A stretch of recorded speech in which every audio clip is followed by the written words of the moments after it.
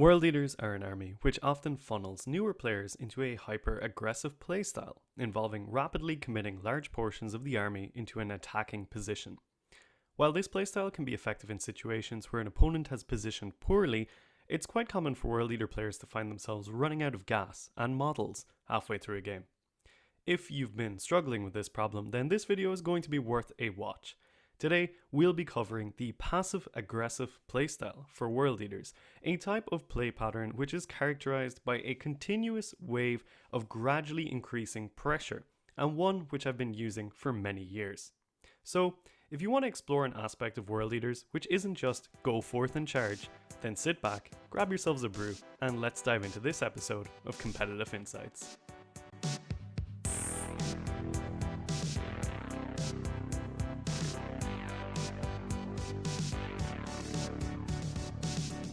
One of the most common issues that comes up in discussion around World Leader competitive play is people getting tabled too early in the game, running out of units by battle round 3, or early pushes not paying off. These are typically negative outcomes which are associated with risky early turn pushes, whereby players commit vast swathes of their army into the enemy lines and hope that the strike back doesn't decimate them. As an army, World Leaders naturally lends itself to this play pattern. We are probably the fastest power armored faction in the game, easily capable of pushing enemy lines in turn 1 with the right buffs, and will pick up most enemy units too, thanks to our high combat lethality. It can be very appealing, especially for inexperienced players, to use that speed and damage to get stuck in as quickly as possible. Due to our relatively expensive unit costs, people may feel that they need to get their combat elements into the fray early to ensure they are maximizing their value, but this can actually have the opposite effect. In general, high-risk pushes like this can often cause a World Leaders player to overextend, resulting in an overcommitment of force to achieve a specific goal in a given turn. This type of playstyle will usually work against players who lack experience into World Leaders and leave their key assets exposed, then struggling to deal with the pressure on their turn. However, more canny generals will easily be able to mitigate such a heavy push from the World Leaders, possibly luring them into a trap or screening their more vital assets. This usually results in the World Leaders player putting up some good scores early in the game, but swiftly falling behind as the enemy retaliation removes chunks of units and pushes out in the later turns.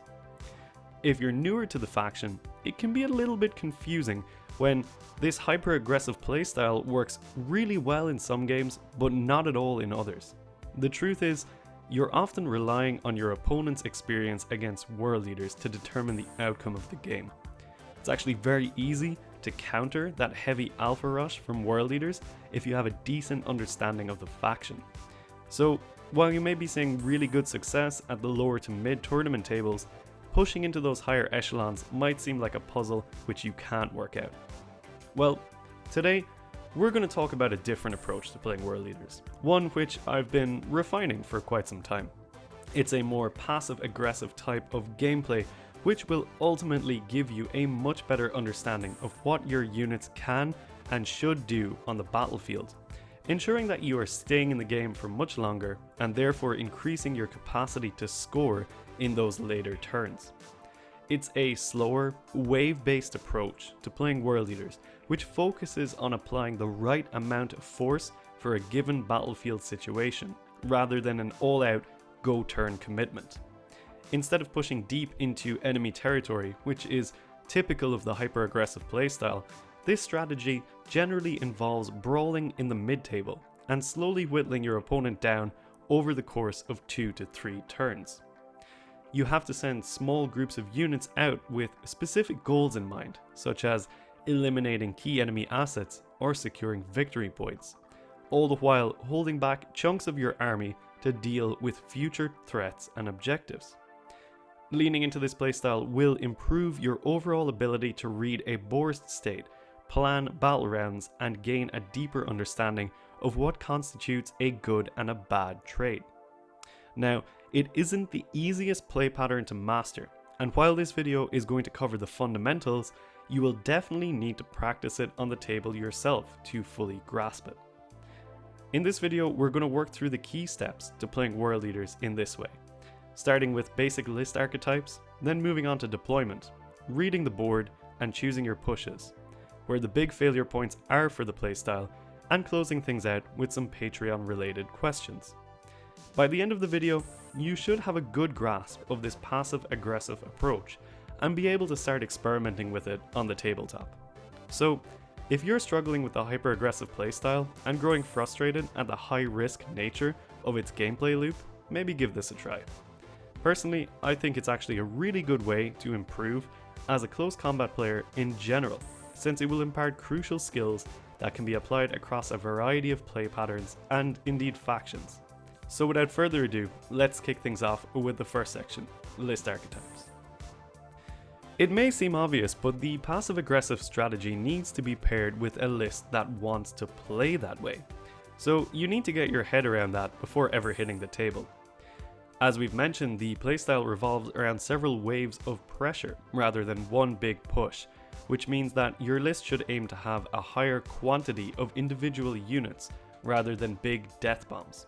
Naturally, this does mean that the non-Khorne style lists are more suited to the playstyle than Khorne based lists, but that doesn't mean the latter can't play this strategy. In fact, though I myself have been favouring non-Khorne lists for the last year, when I was running the Primarch, I was still playing passive aggressive. However, by dropping Khorne, you free up a lot of points which can then be used to construct those waves of pressure.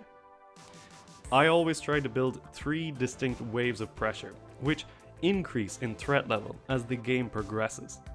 Generally, wave 1 is going to be mostly sacrificial trash, jackals, spawn and the like, which rush objectives and positions early, forcing the enemy to respond or forgo scoring.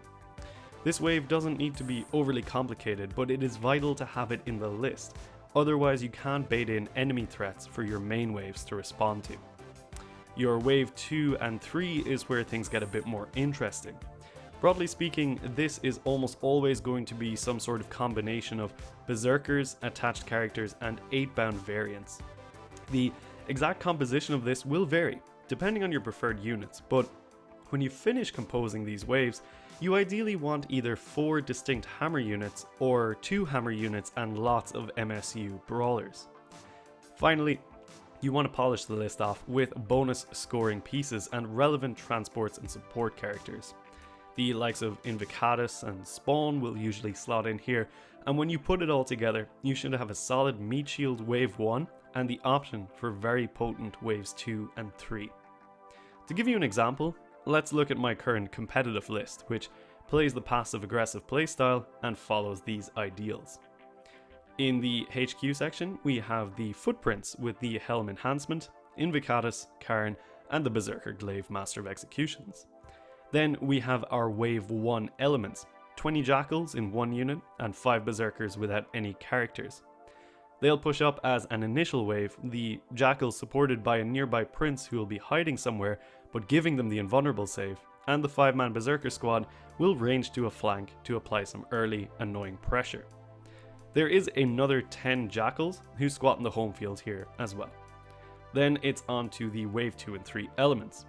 There's 2 10-man Berserker squads, one for Khorne and one for Mo, and a Rhino for them to ride in. There's 2 6-man Exalted squads for some really heavy punch and fast moving threats. And finally, we have a squad of Spawn for some annoying backfield work.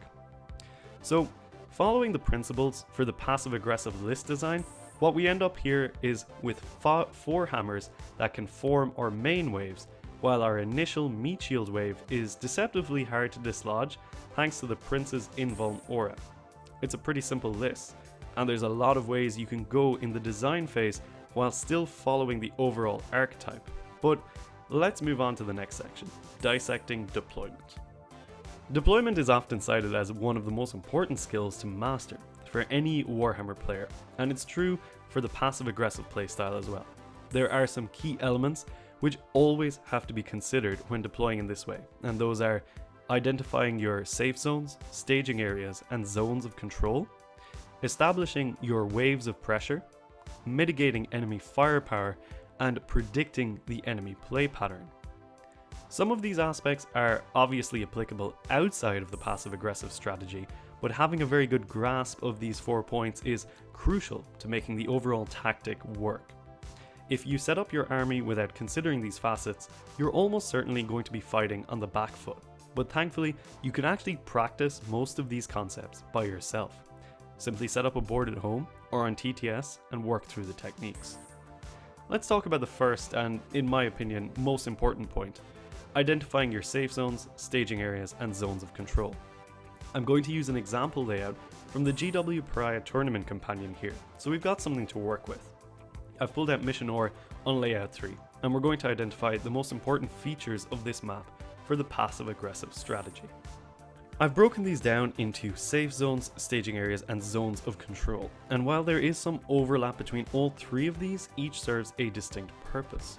Safe zones are sections of the board, typically within and around terrain features, where you can be confident that it will be very difficult, if not impossible, for the enemy to interact with your units.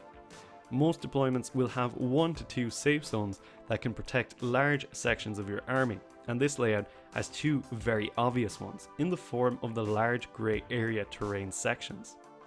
Other areas, such as the smaller blue area terrain section to the bottom right, are conditional safe zones. They'll offer you some protection, but are riskier and open to some lanes of fire. Safe zones are crucial for deploying your army correctly. It's a good idea to make the most of these areas and deploy as much of your army as possible within. Unless, of course, you're at no risk of being shot at. For example, if you're playing against an opponent that's running a combat-heavy army as well. However, by finding your safe zones, you can ensure that your army will be protected from any opening salvos which might reduce your punch or cripple any of your waves of pressure. When you identify a safe zone, it is very important to check the limits of that safety. It can be very easy to miss certain sightlines which, if your opponent spots, can be devastating for your army. For example, if we look at the left area terrain piece here, it may seem very well enclosed, but a fast shooting unit could quite easily cut an angle on one of your units by pushing straight down into the midboard and setting up on the left flank. So, when you're deploying a unit in a safe zone, double check the angles, confirm with your opponent that they cannot find a sightline, and avoid the needless loss of units in the opening turn. After you've found those safe zones, you need to identify your staging areas. Normally, I'll try to identify 2 separate staging areas across the board, ideally ones which aren't very close to each other. Staging areas are similar to safe zones in that they should offer your units protection from enemy damage, but are also positioned in areas where you can launch waves of attack. A good staging zone will minimize your opponent's ability to threaten your units, while also offering you plenty of options for pushing out and making those attack moves. Thanks to the speed of world leaders, identifying good staging zones is actually quite easy, and on this map, 2 of them immediately jump out to me. The best staging zone is the large area terrain feature to the middle right of the map. Positioning in or around this piece gives you fantastic reach, the capacity to threaten the midboard, and an objective to hold and score points. There is some risk with this staging area. Occupying the actual terrain feature will allow you to hold the objective and give you deeper offensive reach, but leaves you more open to flanking shots, while positioning behind the terrain reduces your threat range and sacrifices the objective control, but forces your opponent to have to cut incredibly awkward angles if they want to engage with you. The second staging zone is the bottom left safe area we identified earlier. While this isn't quite as good for staging, it does offer great protection and the capacity to threaten both the mid and left flank objectives. You might be wondering why the middle area terrain features aren't considered staging zones, and the simple answer is that they offer too many options for the opponent to interact with your units. A staging area has to be well protected and an awkward position to get to. These midfield pieces have a lot of easy angles for shooting armies and are quite easy to reach for combat armies. It's important to remember that, thanks to the speed of the world leaders, we don't typically need far forward staging areas, since we can cover lots of ground in a single push, provided we have the right buffs up. Staging areas are vital for the passive-aggressive approach to world leaders. you're typically going to want to set up your waves of attack within or around these staging areas. Normally, as one wave leaves a staging area, another wave will immediately move in to occupy it, meaning you have a threat for the following turn, and ensuring that the opponent is always feeling pressured. It's really important to check the distances between your deployed units and your staging zones. You have to be able to push into them easily and quickly, so when you're placing your early wave units, measure out their distance to reach the target staging area and reevaluate their placement if they can't reach it or it's looking like a risky advance. Once you've picked your staging zones, the last thing to identify is your zones of control.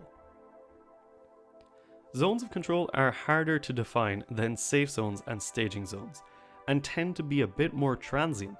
As the game progresses, a new zone of control may open up while another one might be lost. Broadly speaking, zones of control are areas of the board which, should your opponent decide to push into, you will be able to respond in kind and eliminate the threat. Typically, these zones are centered around a staging area or safe zone that you control and extend as far as your threat range from that spot.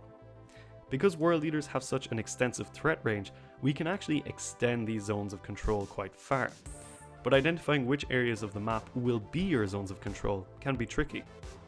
A zone of control should always have at least one objective, since there's no point holding an area of the board if it's not scoring you any points. It should by definition have a safe zone or staging zone within it, and ideally at least one other terrain feature, which can provide a limited amount of cover. Your deployment zone should always be one of these zones of control, since if your opponent is taking that off you, you're in big trouble. And typically, I like to identify two areas of the mid-board that will be other zones of control, with one being easily secured and another being harder to contest. As the game progresses, these zones may change, and you have to be able to recognize when you're losing your grip on a zone and you should push to a new one. On this layout, a really easy and secure zone of control is one centered on that mid-right staging area.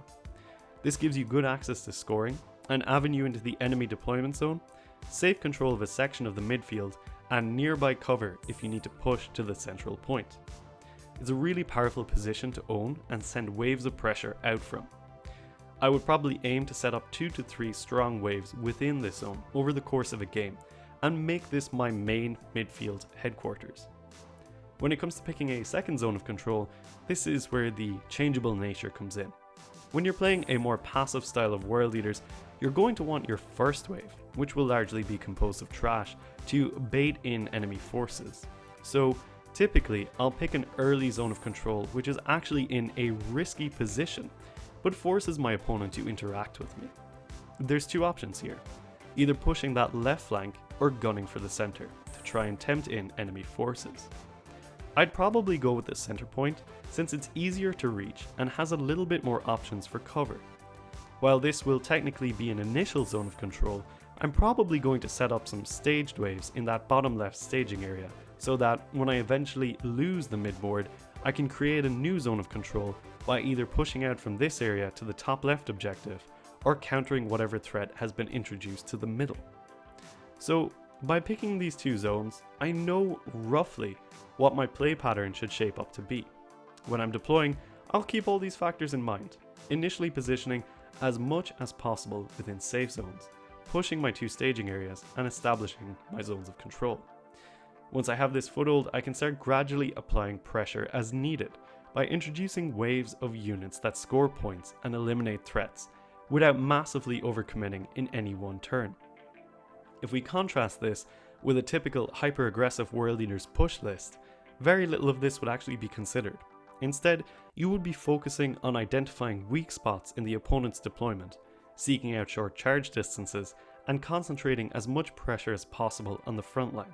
So, you might already be able to see how this different playstyle will help you read the board better and depend less on your opponent making a mistake.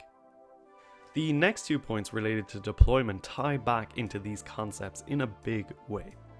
When it comes to mitigating enemy firepower and establishing your waves of pressure, you need to look at those staging areas and zones of control. In the more passive style of play, you're normally going to have anywhere between 2 to 4 solid waves of units, which will be introduced to the battlefield as and when they are needed. In order to do this correctly, they need to be carefully positioned, whereby the unit which is about to move out is leaving via a staging area, and another unit is then moving from a safe zone to take its place in that staging area to move out in the following turn. Units which move out should typically be operating within those zones of control, either to secure them by eliminating threats or scoring victory points by doing actions and missions. This might all sound a bit formulaic, and obviously on a battlefield you can't afford to be this rigid. Sometimes you will have to change up, where you push from in response to new scenarios and unexpected situations. But broadly speaking, by maintaining this pattern of waves, moving from safety to staging to combat will ensure that you have a structured plan behind you which can be adapted as needed. The last thing to consider when deploying is attempting to predict how your opponent's army is going to play their game. And this is probably the hardest thing to do correctly, especially if you're not familiar with your opponent's faction. By asking the right questions during the pre-game steps, you can start to get a feeling for their plan, and you'll have to piece these things together to formulate a counter strategy, which also maintains the core elements we've already discussed. If, for example, you're playing against another high-pressure army such as World Eaters, Space Wolves or Blood Angels, you'll have to respect their threat ranges and set up in your staging and save zones with this in mind. Screen any possible early charges and ensure that you're not pressed up against walls. If you're anticipating your opponent playing a slower, more trade-based game, you'll have to be very careful with establishing yourself in those zones and ensure that whichever waves you put out first are the correct ones for the task at hand.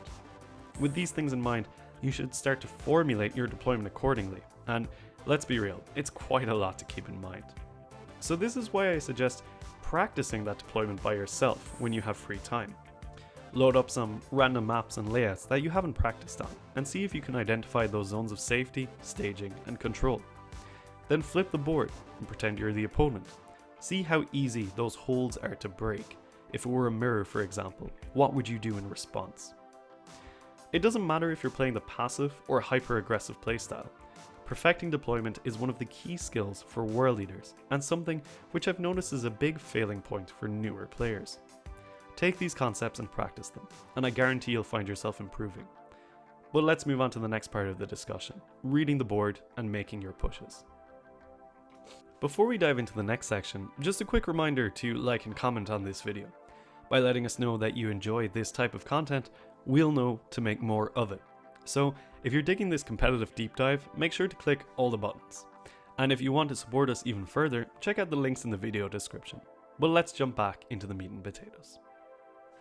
Executing the passive-aggressive playstyle requires the player to have a solid grasp of reading a board state and determining what they need to do to maximize their current position.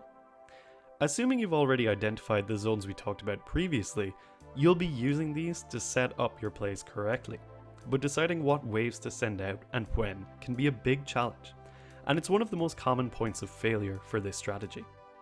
Overcommitting or undercommitting your army will cost you greatly, and if you can't master this aspect of the playstyle, you probably won't see success with it. The aspect of strategy is somewhat harder to explain or define, but we can broadly break it down into some key steps. Step back and observe the overall board state. Identify if your zones of control and staging areas are compromised. Identify the easiest and safest way to score points in the current turn and what risks you're willing to take. Identify which enemy units are disrupting your plans and scoring. And decide which of your units will be used to achieve your objectives and eliminate enemy units. Of course, it's a bit more complicated than that, especially with an army as fluid as World Eaters, but if you've been following along, you might be able to see how this fits in with the overall wave-based strategy. If you've staged well and maintained your zones of control, this will be very easy to do over time, but if you're struggling to control the board, then this will be difficult. I normally read the board at the top of my player turn, since this is when I'll have the most agency and control, and I'll also have drawn my secondary cards. The first thing I always do is to look at those cards and decide which of them are easily scoreable, which are risky plays, and which are fundamentally improbable or impossible to achieve. Based off that, I'll choose which of them I'll aim to score and ground my turn with this in mind. Naturally, you'll sometimes have to take riskier plays if the score is slipping away from you, but I always try and play things safe and will only opt for a risky play if I have to. Then, of course, I'll consider primary scoring. I do this by analysing the current control of objectives across the board and decide if I need to push in specific places to regain control and take my opponent off those primary points. Again, this follows a similar pattern of picking out easy, difficult, and impossible pushes for primary. With both of these scoring aspects decided on, only then will I consider which enemy units need to die. Usually, at this point, by choosing my scoring options, I've already picked enemy targets, since they're almost always tied to it. But of course, there's a lot of situations where they wouldn't be.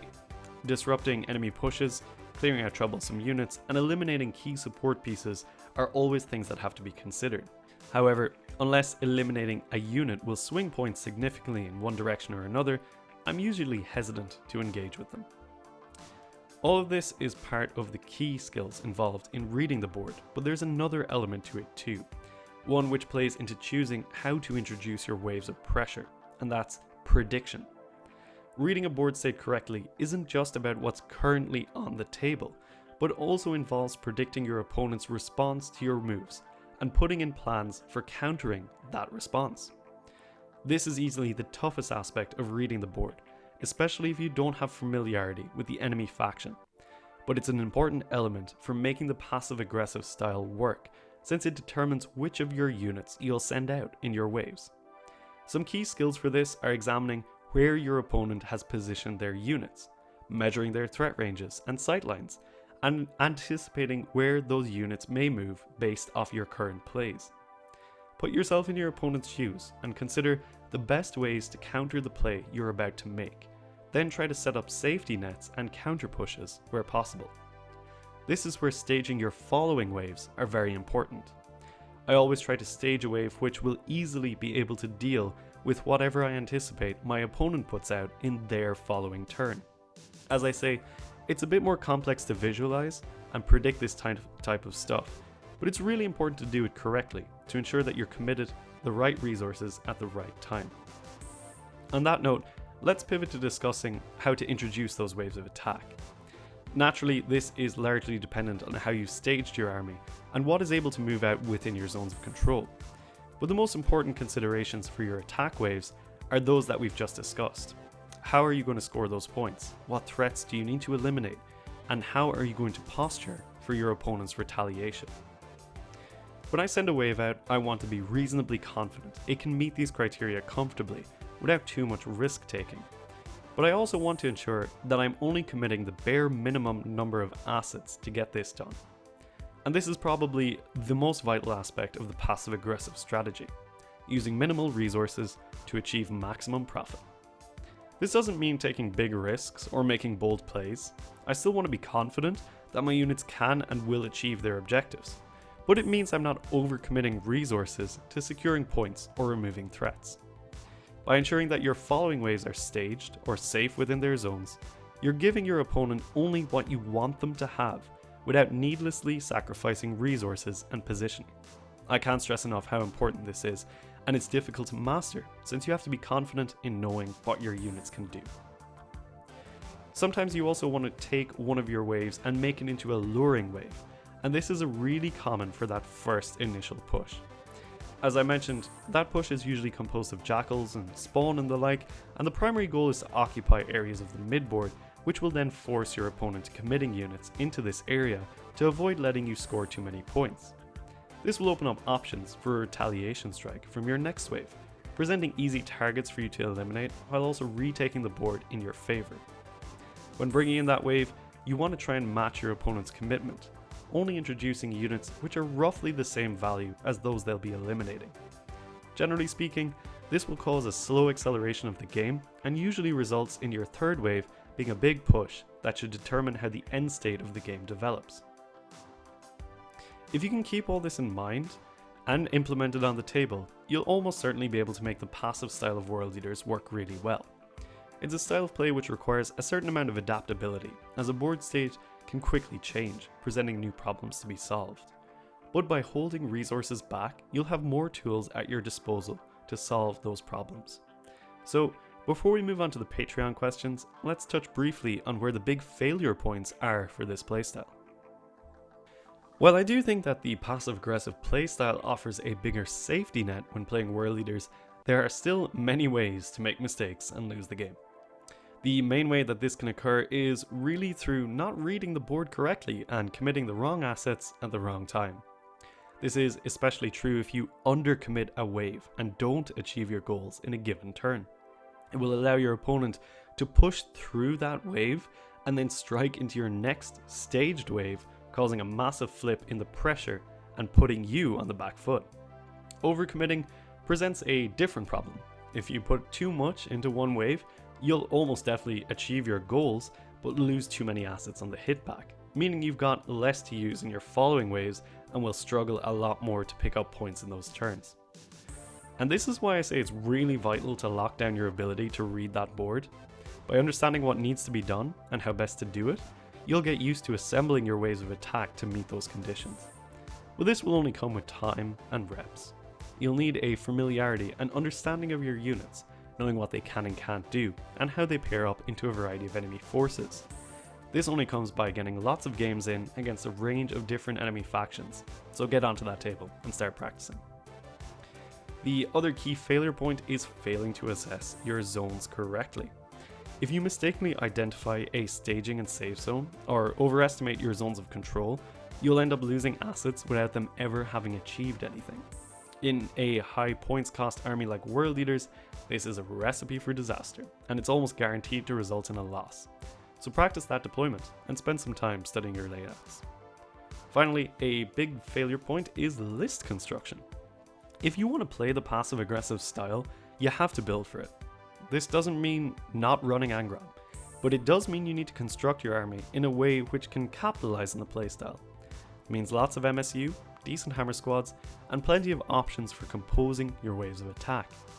If you want to go hard into big monsters like the Lord of Skulls, Mauler Fiends and the like, you probably won't be able to play the passive-aggressive style. But if you're bringing lots of 3-man 8-man squads and loading up on Zerks, it's a lot more viable. I did mention that non-Gron is particularly well suited to the playstyle, and I'd like to add that by saying the passive-aggressive tactics is probably the most competitively viable way of playing non-Gron lists, which rely on a type of pressure cooker strategy to overcome the foe.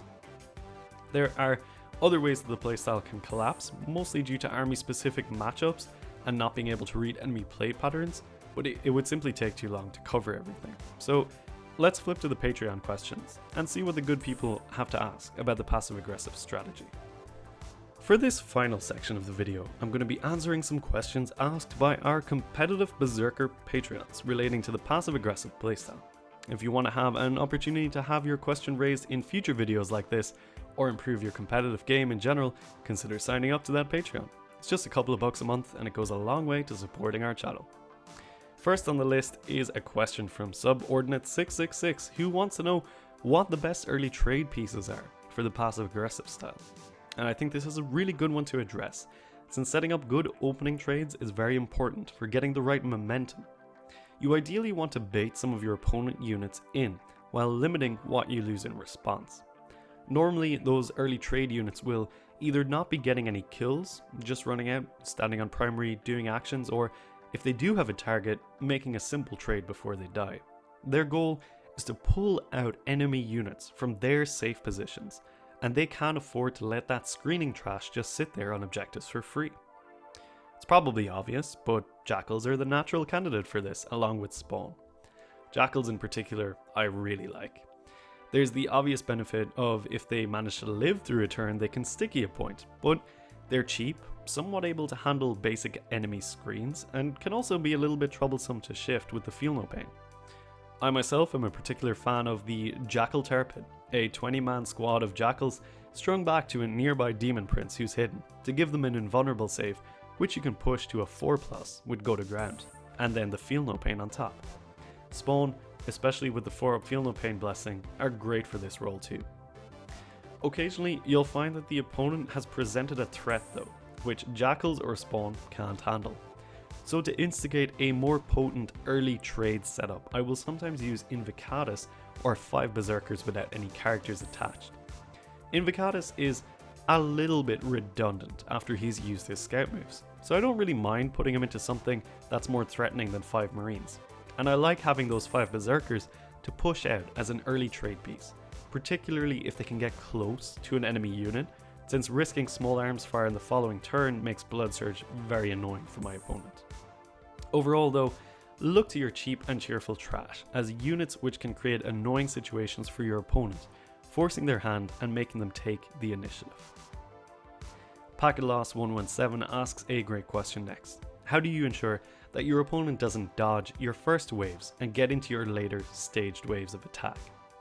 This is definitely something which merits careful consideration when you're staging and moving, and you can overcome the obstacle by carefully positioning and creating threats which can't be ignored.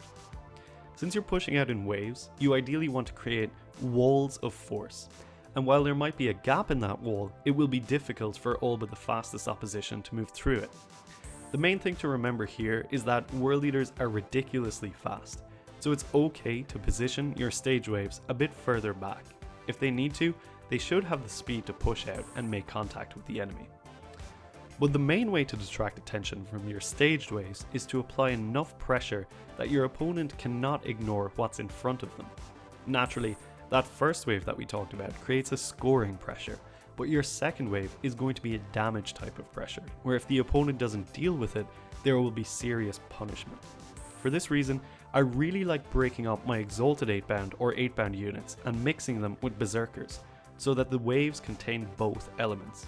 In my current list, this usually means that the first damage wave will be Khorne with 10 Berserkers and 6 Exalted, with another 6 Exalted and the Master of Executions staged for the following turn.